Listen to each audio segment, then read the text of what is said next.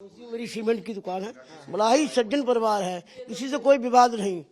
कल जब ये भागा तो आप लोग थे? मैं यहाँ पे नहीं। आपने देखा था? हाँ, हमने देखा था। हमने गेट पर अंदर ही देखा था इसको। और जब ये छुरी उसके हाथ में थी और मैंने जब गेट तो अंदर बाहर से बंद था तो मैंने देखा इसको, यहाँ छुरी लिए खड़ा था वो।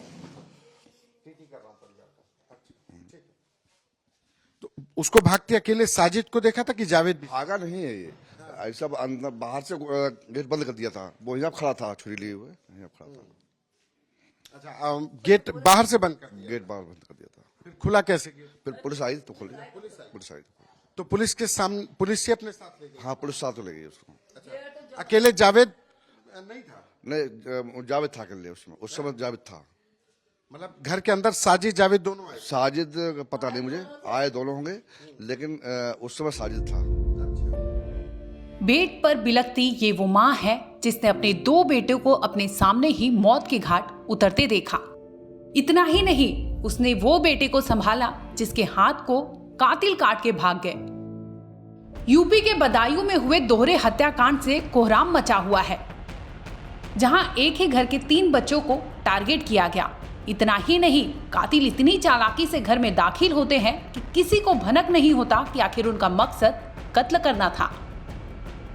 पैसों की लेन देन को लेकर घर में घुसते हैं, पानी मांगते हैं, एक बेटे से तंबाकू तक मांगते हैं।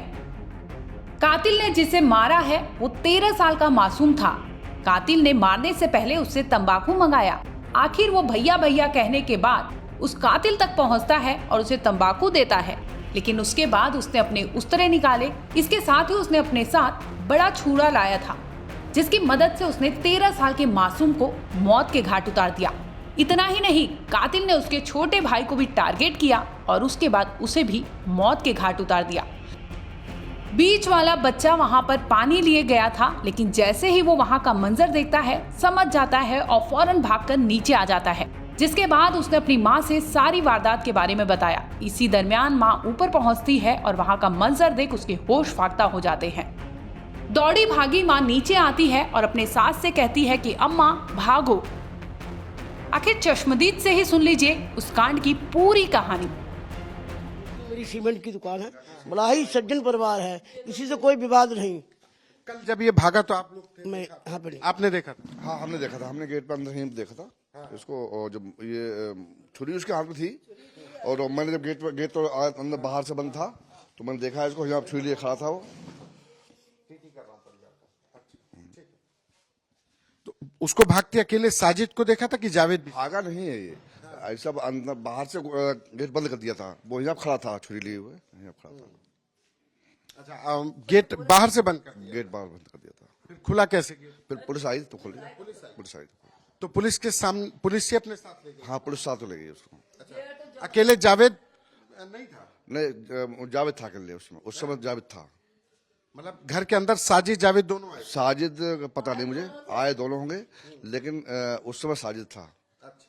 देखिए, अभी इसके बारे में तो पूरी तरह से खुलासा नहीं हुआ है। इसके बारे में तो अभी जांच वगैरह इनसे पुलिस अधिकारियों से भी लगातार बातचीत चल रही है। लेकिन एक तो हम जिस समाज में रहते हैं उसमें मानवता नाम की भी कोई चीज होती है। अब जो अपराधी था, जो अपराध करके गया, अब वो घर में किसी भी वजह से उसने प्रवेश किया हो या किसी कारण से प्रवेश किया होगा, तो इसका मतलब ये थोड़ी है आप किसी की हत्या कर देंगे या किसी का मर्डर कर देंगे। तो ये मानवता को कलंकित करने का काम किया गया है। अगर वो घर के अंदर प्रवेश करा भी था उसने, तो उसने हत्या कैसे कर दी? ये इसने इसके घटना के 2 घंटे बाद ही जो मुख्य आरोपी साजिद था उसका एनकाउंटर कर दिया। लगा कि भी न्याय बाकी है, न्याय हुआ?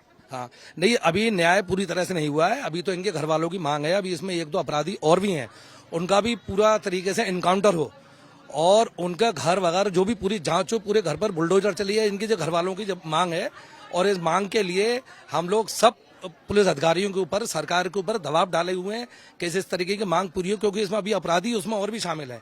अकेले उसी ने ये मर्डर नहीं किया है, उसमें कई और भी अपराधी, सबका एनकाउंटर होना चाहिए।